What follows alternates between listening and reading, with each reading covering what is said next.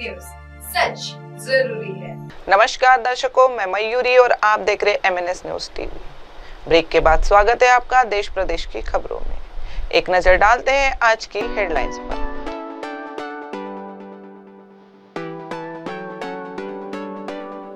Operation सिंदूर पर PM Modi का राष्ट्र के नाम संबोधन। भारत पाकिस्तान के बीच सीज फायर, DGMO स्तर की वार्ता। अमेरिकी राष्ट्रपति ट्रंप का बड़ा बयान। जम्मू कश्मीर में ड्रोन गतिविधि और जनविजन सामान्य। रायपुर हादसा, 13 की मौत और 13 घायल। दिल्ली विधानसभा का बजट सत्र स्थगित। भाजपा की तिरंगा यात्रा और राजकीय अपडेट। अब खबरें विस्तार से। ऑपरेशन सिंदूर पर पीएम मोदी का राष्ट्र के नाम संबोधन। प्रधानमंत्री नरेंद्र मोदी ने ऑपरेशन सिंदूर के बाद पहली बार देश को संबोधित किया। उन्होंने कहा कि भारत की सुरक्षा सर्वोपरि है और पाकिस्तान के खिलाफ कार्रवाई सिर्फ स्थगित हुई है, न कि बंद। 22 अप्रैल को पहलगाम में जो बर्बर आतंकी हमला हुआ, उसने पर देश का झकझोर दिया। निर्दोष नागरिकों के धर्म पूछकर उनके परिवार के सामने बेरहमी से मारना यह आतंक का विभक्त चेहरा था। यह देश की एकता और सद्भाव को तोड़ने की घिनौनी कोशिश थी। मेरे लिए भी यह व्यक्तिगत रूप से बहुत पीड़ादायक था। इस हमले के बाद पूरा देश, हर वर्ग, हर राजनीतिक दल एक स्वर में आतंकवाद के खिलाफ खड़ी कार्रवाई के लिए उठ खड़ा हुआ।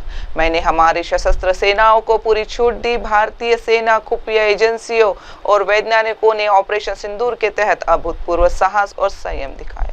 भारत ने ऑपरेशन सिंदूर के पहले 3 दिनों में ही पाकिस्तान को इतना बड़ा नुकसान पहुंचाया जिसका उसे अंदाजा भी नहीं था।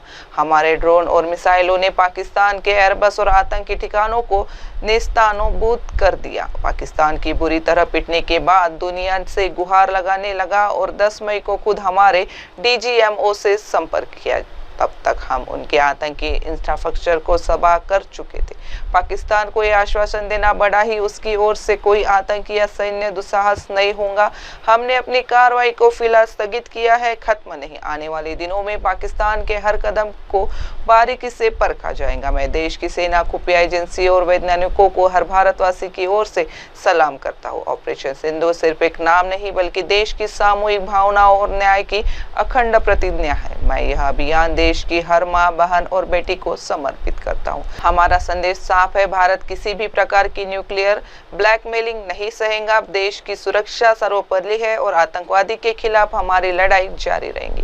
पीएम मोदी ने अपने संबोधन में यह भी स्पष्ट किया कि विपक्ष और पूरा देश इस कार्रवाई में एकजुट रहा और सरकार को बिना शर्त समर्थन दिया। प्रधानमंत्री नरेंद्र मोदी ने ऑपरेशन सिंदूर के बाद पहली बार देश को संबोधित किया।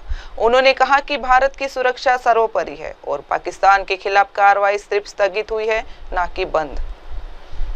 22 अप्रैल को पहलगाम में जो बर्बर आतंकी हमला हुआ, उसने पर देश का झकझोर दिया। निर्दोष नागरिकों के धर्म पूछकर उनके परिवार के सामने बेरहमी से मारना यह आतंक का विभक्त चेहरा था। यह देश की एकता और सद्भाव को तोड़ने की घिनौनी कोशिश थी। मेरे लिए भी यह व्यक्तिगत रूप से बहुत पीड़ादायक था। इस हमले के बाद पूरा देश, हर वर्ग, हर राजनीतिक दल एक स्वर में आतंकवाद के खिलाफ खड़ी कार्रवाई के लिए उठ खड़ा हुआ। मैंने हमारी सशस्त्र सेनाओं को पूरी छूट दी। भारतीय सेना, खुफिया एजेंसियों और वैज्ञानिकों ने ऑपरेशन सिंदूर के तहत अभूतपूर्व साहस और संयम दिखाया। भारत ने ऑपरेशन सिंदूर के पहले 3 दिनों में ही पाकिस्तान को इतना बड़ा नुकसान पहुंचाया जिसका उसे अंदाजा भी नहीं था। हमारे ड्रोन और मिसाइलों ने पाकिस्तान के एयरबस और आतंकी ठिकानों को नेस्तनाबूद कर दिया। पाकिस्तान की बुरी तरह पिटने के बाद दुनिया से गुहार लगाने लगा और 10 मई को खुद हमारे DGMO से संपर्क किया। तब तक हम उनके आतंकी इंफ्रास्ट्रक्चर को तबाह कर चुके थे। पाकिस्तान को यह आश्वासन देना बड़ा ही उसकी ओर से कोई आतंकी या सैन्य दुस्साहस नहीं होगा। हमने अपनी कार्रवाई को फिलहाल स्थगित किया है, खत्म नहीं। आने वाले दिनों में पाकिस्तान के हर कदम को बारीकी से परखा जाएगा। मैं देश की सेना, खुफिया एजेंसी और वैज्ञानिकों को हर भारतवासी की ओर से सलाम करता हूँ। ऑपरेशन सिंदूर सिर्फ एक नाम नहीं बल्कि देश की सामूहिक भावनाओं और न्याय की अखंड प्रतिज्ञा है। मैं यह अभियान देश की हर माँ, बहन और बेटी को समर्पित करता हूं। हमारा संदेश साफ है, भारत किसी भी प्रकार की न्यूक्लियर ब्लैकमेलिंग नहीं सहेगा। देश की सुरक्षा सर्वोपरि है और आतंकवादी के खिलाफ हमारी लड़ाई जारी रहेगी। पीएम मोदी ने अपने संबोधन में यह भी स्पष्ट किया कि विपक्ष और पूरा देश इस कार्रवाई में एकजुट रहा और सरकार को बिना शर्त समर्थन दिया। प्रधानमंत्री नरेंद्र मोदी ने ऑपरेशन सिंदूर के बाद पहली बार देश को संबोधित किया।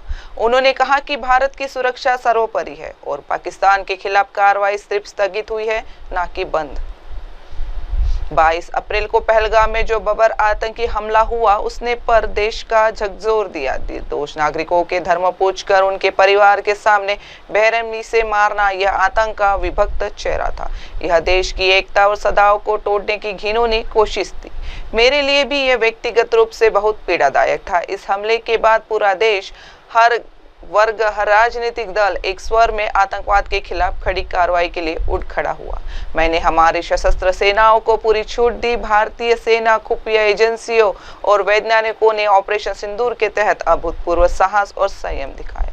भारत ने ऑपरेशन सिंदूर के पहले 3 दिनों में ही पाकिस्तान को इतना बड़ा नुकसान पहुंचाया जिसका उसे अंदाजा भी नहीं था। हमारे ड्रोन और मिसाइलों ने पाकिस्तान के एयरबस और आतंकी ठिकानों को नेस्तनाबूद कर दिया। पाकिस्तान की बुरी तरह पिटने के बाद दुनिया से गुहार लगाने लगा और 10 मई को खुद हमारे डीजीएमओ से संपर्क किया। तब तक हम उनके आतंकी इंफ्रास्ट्रक्चर को तबाह कर चुके थे। पाकिस्तान को यह आश्वासन देना बड़ा ही उसकी ओर से कोई आतंकी या सैन्य दुस्साहस नहीं होगा।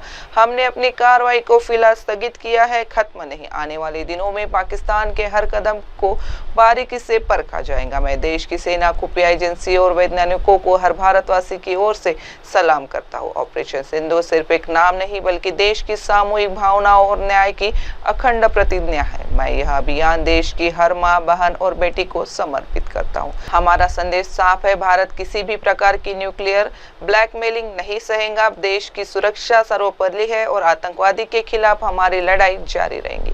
पीएम मोदी ने अपने संबोधन में यह भी स्पष्ट किया कि विपक्ष और पूरा देश इस कार्रवाई में एकजुट रहा और सरकार को बिना शर्त समर्थन दिया। अब बढ़ते हैं अगली खबर की ओर। भारत पाकिस्तान के बीच सीजफायर, डीजीएमओ स्तर की वार्ता।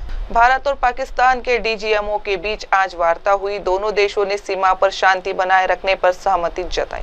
हालांकि सेना ने कहा कि पाकिस्तान को भारी नुकसान पहुंचाया गया है।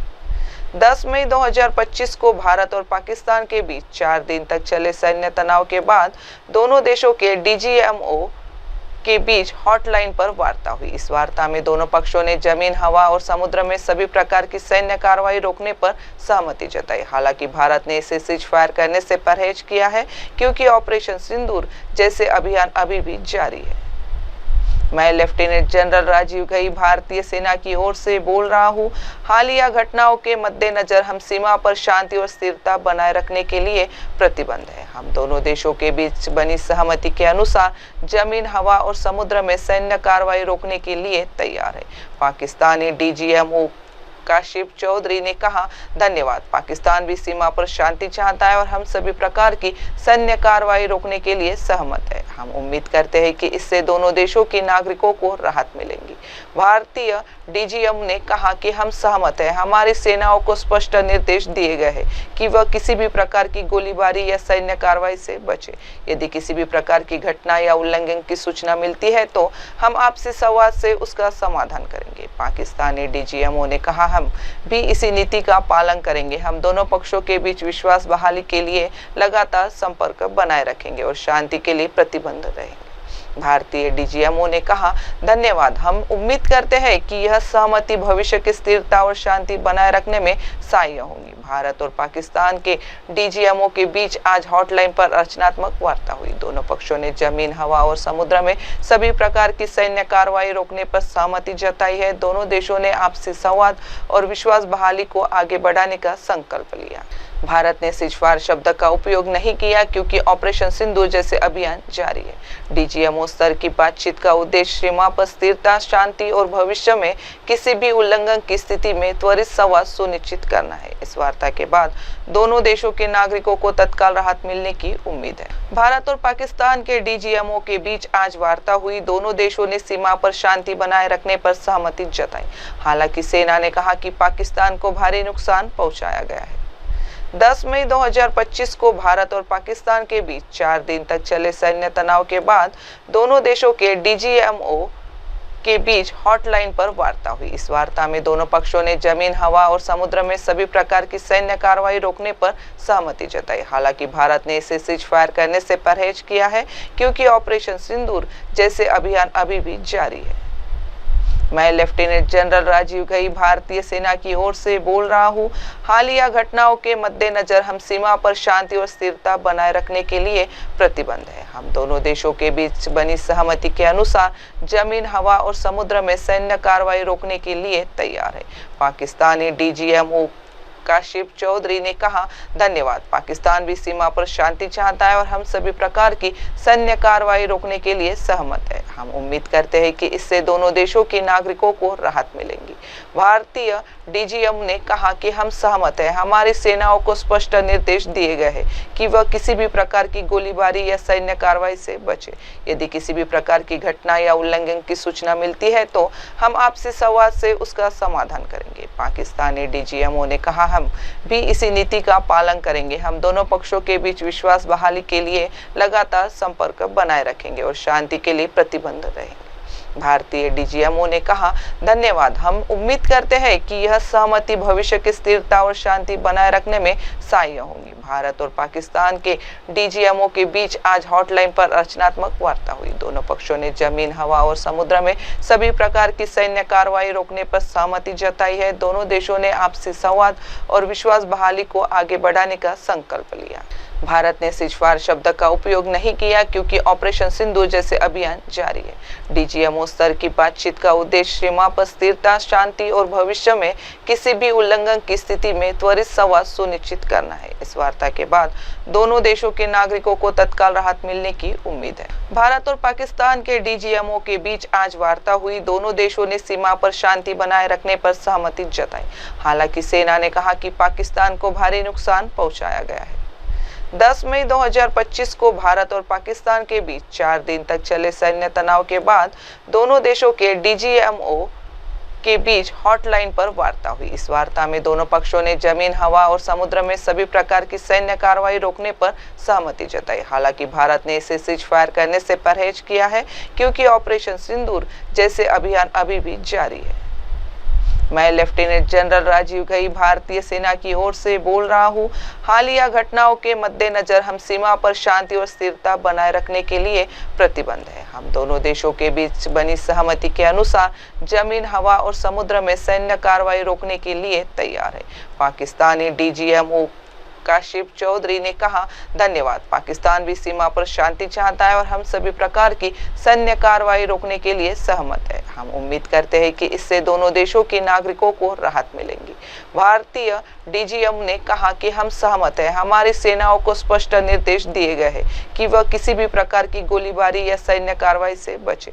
यदि किसी भी प्रकार की घटना या उल्लंघन की सूचना मिलती है तो हम आपसी संवाद से उसका समाधान करेंगे। पाकिस्तानी डीजीएमओ ने कहा, हम भी इसी नीति का पालन करेंगे। हम दोनों पक्षों के बीच विश्वास बहाली के लिए लगातार संपर्क बनाए रखेंगे और शांति के लिए प्रतिबद्ध रहेंगे। भारतीय डीजीएमओ ने कहा, धन्यवाद। हम उम्मीद करते हैं कि यह सहमति भविष्य की स्थिरता और शांति बनाए रखने में सहायक होगी। भारत और पाकिस्तान के डीजीएमओ के बीच आज हॉटलाइन पर रचनात्मक वार्ता हुई। दोनों पक्षों ने जमीन, हवा और समुद्र में सभी प्रकार की सैन्य कार्रवाई रोकने पर सहमति जताई है। दोनों देशों ने आपसी संवाद और विश्वास बहाली को आगे बढ़ाने का संकल्प लिया। भारत ने सीजफायर शब्द का उपयोग नहीं किया क्योंकि ऑपरेशन सिंदूर जैसे अभियान जारी है। डीजीएमओ स्तर की बातचीत का उद्देश्य सीमा पर स्थिरता, शांति और भविष्य में किसी भी उल्लंघन की स्थिति में त्वरित संवाद सुनिश्चित करना है। इस वार्ता के बाद दोनों देशों के नागरिकों को तत्काल राहत मिलने की उम्मीद है। अब बढ़ते अगली खबर की ओर। अमेरिकी राष्ट्रपति ट्रंप का बड़ा बयान। अमेरिकी राष्ट्रपति डोनाल्ड ट्रंप ने कहा कि भारत पाकिस्तान के बीच सीज फायर नहीं होता तो परमाणु युद्ध हो सकता था। उन्होंने युद्ध रुकवाने में भूमिका पर गर्व जताया। भारत पाकिस्तान संघर्ष पर अमेरिकी राष्ट्रपति डोनाल्ड ट्रंप ने एक बार फिर बड़ा दावा किया है। उन्होंने कहा है कि हमने परमाणु युद्ध रुकवाया है। भारत और पाकिस्तान का नेतृत्व अडिग और शक्तिशाली था। उन्होंने यहां तक कहा कि हमने भारत और पाकिस्तान को व्यापार बंद करने को लेकर धमकाया। अगर युद्ध विराम नहीं किया तो व्यापार नहीं करेंगे। ट्रंप ने कहा कि दोनों देशों ने तुरंत माना और सीजफायर हुआ। हालांकि ट्रंप को उनके बड़बोलेपन के कारण कई बार वैश्विक स्तर पर मुंह की खानी पड़ी है। ट्रंप ने इससे पहले भारत पाकिस्तान की संघर्ष विराम में मध्यस्थता का दावा किया था, जिसे भारत ने तुरंत खारिज कर दिया था। ट्रंप ने कहा, मुझे आपको यह बताते हुए बहुत गर्व हो रहा है कि भारत और पाकिस्तान का नेतृत्व अडिग और शक्तिशाली था, लेकिन दोनों मामलों में अडिग वे वास्तव में ताकत, बुद्धि और धैर्य रखने के दृष्टिकोण से अडिग थे, ताकि वे स्थिति की गंभीरता को पूरी तरह से समझ सके। और हमने बहुत मदद की और हमने व्यापार में भी मदद की। मैंने कहा, चलो हम आप लोगों के साथ बहुत सारा व्यापार करने जा रहे हैं, चलो इसे रोकते हैं। यदि आप इसे रोकते हैं तो हम व्यापार कर रहे हैं, यदि आप इसे नहीं रोकते हैं तो हम कोई व्यापार नहीं करने जा रहे हैं। लोगों ने वास्तव में कभी भी व्यापार का उपयोग उस तरह से नहीं किया जिस तरह से मैंने किया है। इससे पहले ट्रंप ने दावा किया था कि अमेरिका का मध्यस्थता में भारत और पाकिस्तान के बीच संघर्ष विराम हुआ। उन्होंने सबसे पहले ये घोषणा की थी कि भारत और पाकिस्तान में संघर्ष विराम हो गया है। इसके तुरंत बाद पाकिस्तान ने संघर्ष विराम की पुष्टि की। इतना ही नहीं, इसके तुरंत बाद अमेरिकी विदेशी मंत्री मार्को रूबियो ने तो यहाँ तक दावा कर दिया कि दोनों देश किसी तटस्थ देशों में बैठक कर विवादों पर बातचीत करेंगे। हालांकि भारत ने साफ कर दिया है कि इस संघर्ष विराम में किसी भी तीसरे देश की भूमिका नहीं है। अमेरिकी राष्ट्रपति डोनाल्ड ट्रंप ने कहा कि भारत पाकिस्तान के बीच सीजफायर नहीं होता तो परमाणु युद्ध हो सकता था। उन्होंने युद्ध रुकवाने में भूमिका पर गर्व जताया। भारत पाकिस्तान संघर्ष पर अमेरिकी राष्ट्रपति डोनाल्ड ट्रंप ने एक बार फिर बड़ा दावा किया है। उन्होंने कहा है कि हमने परमाणु युद्ध रुकवाया है। भारत और पाकिस्तान का नेतृत्व अडिग और शक्तिशाली था। उन्होंने यहां तक कहा कि हमने भारत और पाकिस्तान को व्यापार बंद करने को लेकर धमकाया। अगर युद्ध विराम नहीं किया तो व्यापार नहीं करेंगे। ट्रंप ने कहा कि दोनों देशों ने तुरंत माना और सीजफायर हुआ। हालांकि ट्रंप को उनके बड़बोलेपन के कारण कई बार वैश्विक स्तर पर मुंह की खानी पड़ी है। ट्रंप ने इससे पहले भारत पाकिस्तान की संघर्ष विराम में मध्यस्थता का दावा किया था, जिसे भारत ने तुरंत खारिज कर दिया था। ट्रंप ने कहा, मुझे आपको यह बताते हुए बहुत गर्व हो रहा है कि भारत और पाकिस्तान का नेतृत्व अडिग और शक्तिशाली था, लेकिन दोनों मामलों में अडिग वे वास्तव में ताकत, बुद्धि और धैर्य रखने के दृष्टिकोण से अडिग थे, ताकि वे स्थिति की गंभीरता को पूरी तरह से समझ सके। और हमने बहुत मदद की और हमने व्यापार में भी मदद की। मैंने कहा, चलो हम आप लोगों के साथ बहुत सारा व्यापार करने जा रहे हैं, चलो इसे रोकते हैं। यदि आप इसे रोकते हैं तो हम व्यापार कर रहे हैं, यदि आप इसे नहीं रोकते हैं तो हम कोई व्यापार नहीं करने जा रहे हैं। लोगों ने वास्तव में कभी भी व्यापार का उपयोग उस तरह से नहीं किया जिस तरह से मैंने किया है। इससे पहले ट्रंप ने दावा किया था कि अमेरिका का मध्यस्थता में भारत और पाकिस्तान के बीच संघर्ष विराम हुआ। उन्होंने सबसे पहले ये घोषणा की थी कि भारत और पाकिस्तान में संघर्ष विराम हो गया है। इसके तुरंत बाद पाकिस्तान ने संघर्ष विराम की पुष्टि की। इतना ही नहीं, इसके तुरंत बाद अमेरिकी विदेशी मंत्री मार्को रूबियो ने तो यहाँ तक दावा कर दिया कि दोनों देश किसी तटस्थ देशों में बैठक कर विवादों पर बातचीत करेंगे। हालांकि भारत ने साफ कर दिया है कि इस संघर्ष विराम में किसी भी तीसरे देश की भूमिका नहीं है। अमेरिकी राष्ट्रपति डोनाल्ड ट्रंप ने कहा कि भारत पाकिस्तान के बीच सीजफायर नहीं होता तो परमाणु युद्ध हो सकता था। उन्होंने युद्ध रुकवाने में भूमिका पर गर्व जताया। भारत पाकिस्तान संघर्ष पर अमेरिकी राष्ट्रपति डोनाल्ड ट्रंप ने एक बार फिर बड़ा दावा किया है। उन्होंने कहा है कि हमने परमाणु युद्ध रुकवाया है। भारत और पाकिस्तान का नेतृत्व अडिग और शक्तिशाली था। उन्होंने यहाँ तक कहा कि हमने भारत और पाकिस्तान को व्यापार बंद करने को लेकर धमकाया। अगर युद्ध विराम नहीं किया तो व्यापार नहीं करेंगे। ट्रंप ने कहा कि दोनों देशों ने तुरंत माना और सीजफायर हुआ। हालांकि ट्रंप को उनके बड़बोलेपन के कारण कई बार वैश्विक स्तर पर मुंह की खानी पड़ी है। ट्रंप ने इससे पहले भारत पाकिस्तान की संघर्ष विराम में मध्यस्थता का दावा किया था, जिसे भारत ने तुरंत खारिज कर दिया था। ट्रम्प ने कहा, मुझे आपको ये बताते हुए बहुत गर्व हो रहा है कि भारत और पाकिस्तान का नेतृत्व अडिग और शक्तिशाली था, लेकिन दोनों मामलों में अडिग वे वास्तव में ताकत, बुद्धि और धैर्य रखने के दृष्टिकोण से अडिग थे, ताकि वे स्थिति की गंभीरता को पूरी तरह से समझ सके। और हमने बहुत मदद की और हमने व्यापार में भी मदद की। मैंने कहा, चलो हम आप लोगों के साथ बहुत सारा व्यापार करने जा रहे हैं, चलो इसे रोकते हैं। यदि आप इसे रोकते हैं तो हम व्यापार कर रहे हैं, यदि आप इसे नहीं रोकते हैं तो हम कोई व्यापार नहीं करने जा रहे हैं। लोगों ने वास्तव में कभी भी व्यापार का उपयोग उस तरह से नहीं किया जिस तरह से मैंने किया है। इससे पहले ट्रम्प ने दावा किया था कि अमेरिका का मध्यस्थता में भारत और पाकिस्तान के बीच संघर्ष विराम हुआ। उन्होंने सबसे पहले ये घोषणा की थी कि भारत और पाकिस्तान में संघर्ष विराम हो गया है। इसके तुरंत बाद पाकिस्तान ने संघर्ष विराम की पुष्टि की। इतना ही नहीं, इसके तुरंत बाद अमेरिकी विदेशी मंत्री मार्को रूबियो ने तो यहाँ तक दावा कर दिया कि दोनों देश किसी तटस्थ देशों में बैठक कर विवादों पर बातचीत करेंगे। हालांकि भारत ने साफ कर दिया है कि इस संघर्ष विराम में किसी भी तीसरे देश की भूमिका नहीं है। अब बढ़ते हैं अगली खबर की ओर। जम्मू कश्मीर में ड्रोन गतिविधि और जनजीवन सामान्य। जम्मू कश्मीर के सांबा में आज फिर पाकिस्तानी ड्रोन देखे गए, लेकिन सेना ने उन्हें गिरा दिया। पूंछ जैसे गोलाबारी प्रभावित इलाकों में जनजीवन धीरे धीरे सामान्य हो रहा है।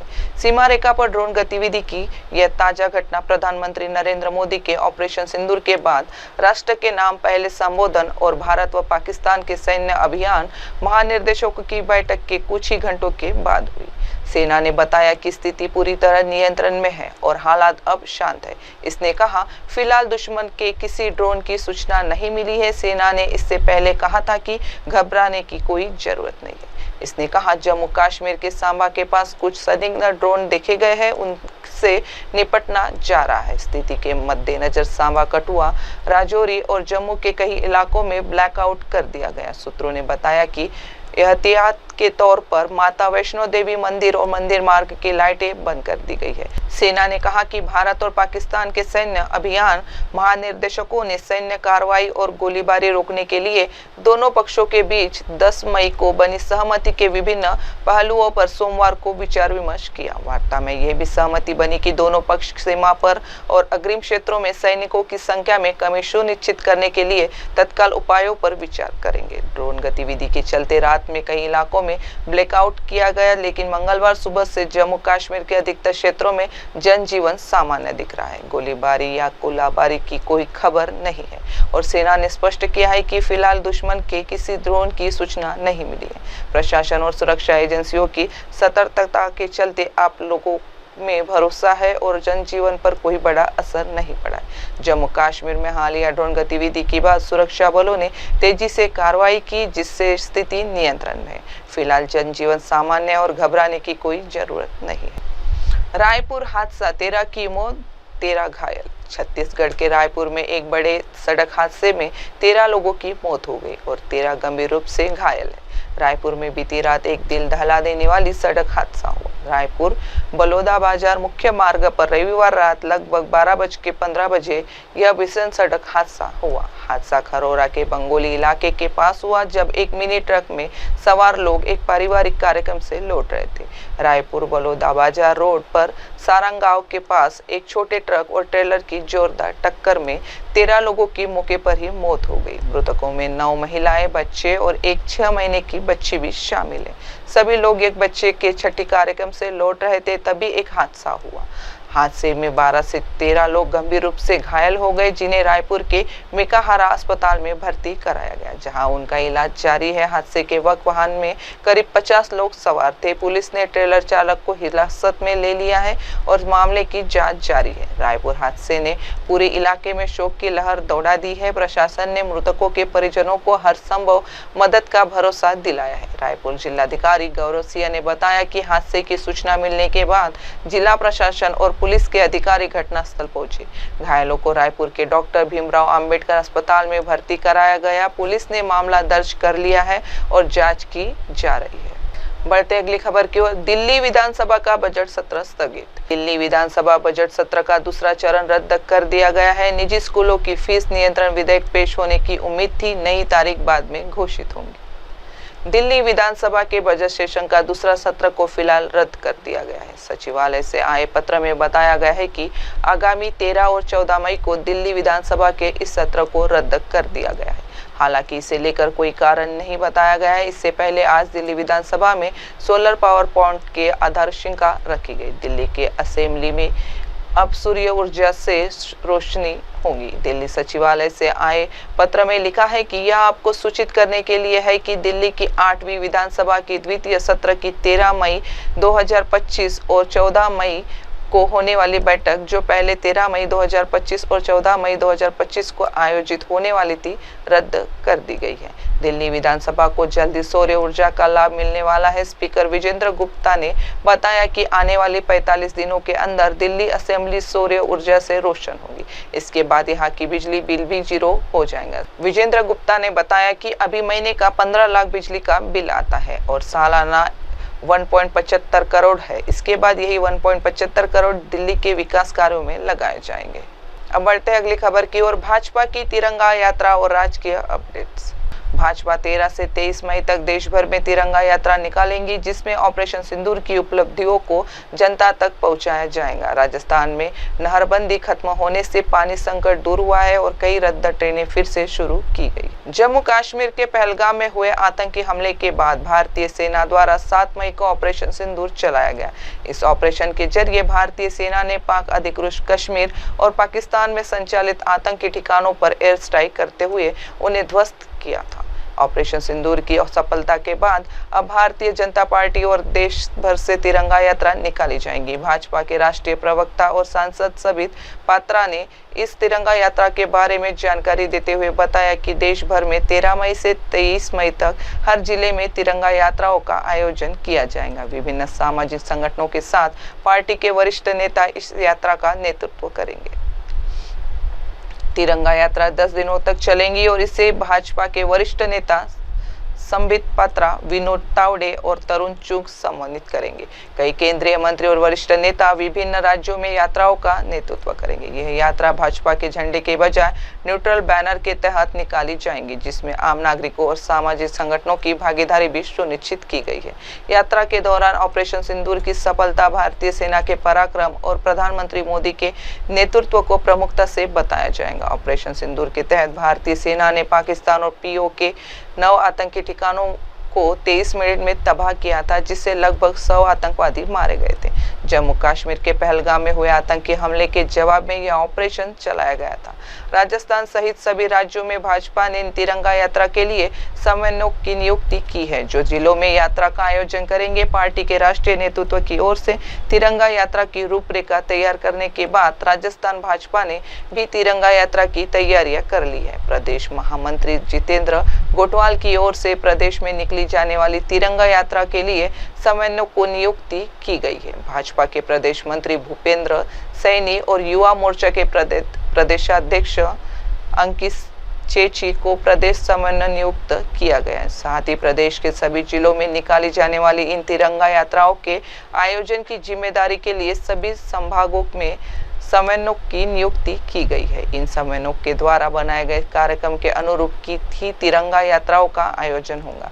तिरंगा यात्रा का उद्देश्य ऑपरेशन सिंदूर की उपलब्धियों को जन जन तक पहुंचाना है। इस ऑपरेशन के जरिए हमारे देश की सेना ने कैसे भारतीय नागरिकों को संकट से सुरक्षित निकाला और कैसे राष्ट्रीय स्वाभिमान को मजबूत किया, ये बताने के लिए इस यात्रा का आयोजन किया जा रहा है। लोगों को यह भी बताया जाएगा कि ऑपरेशन के जरिए भारतीय सेना ने पाकिस्तान पर अटैक करके आतंकवाद का खात्मा कैसे किया। अब वक्त हो चुका है एक छोटे से ब्रेक का। देखते रहिए MNS न्यूज टीवी। नमस्कार। हाय हेलो नमस्कार, मैं हूं पंकज विष्णु और आप देख रहे हैं MNS न्यूज। आप देख रहे हैं MNS न्यूज।